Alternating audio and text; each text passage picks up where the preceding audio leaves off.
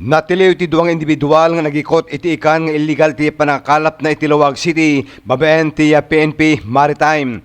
Naalak ka ti suspect iti dilis nga umabot ti 25 kilos.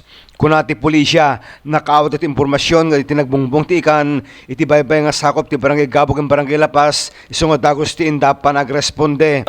Hinabol po namin ng bahagya hanggang na-corner po namin sa CG4 ng barangay Kabit, Lawag City.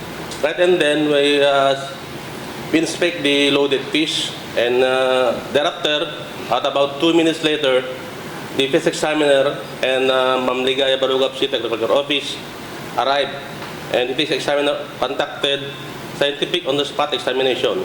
Segon ti City Agriculture Office, nakaawat damit impormasyon nga tinapasama ka pa nagbungbong ti Barangay Lapas, iso nga dagos ti panagtignay iti Fishery Council. Iti eksaminasyon in white ti CDRRMC na konfirmaran nga illegal ti panakalap dagitoy na konpiskar nga ikan. DJ kuan na po pagilasinan no nabungbungan di ikan at agsaysayasay nga daray toy asang na.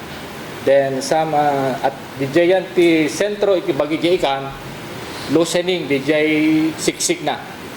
So expected nga sa DJ na alay ti nabungbungan. So nagkandaka iti internal examination DJ nga nakita nga DJ air bladder na kuno detay patapaw na po na ruptured then filled with blood. At iti dara DJ yan ti air bladder na. Then DJ internal organs na po na-crash, naburburayrayan, then namiksan manin apo iti naigamer di kita dara na. So DJ apo iti manayan nga mang-probe nga positive di DJ na alangay.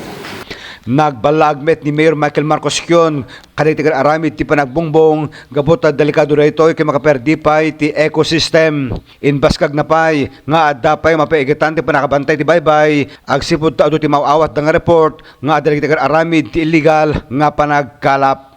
We were able to put together this covert operation which has been successful and which you must all understand is a warning to people not to continue with dynamite fishing. We will not tolerate it here in Lawag. So that's the message that we want to relay to everyone. Dennis Gabriel Alipio para iti Balitang Ilocos.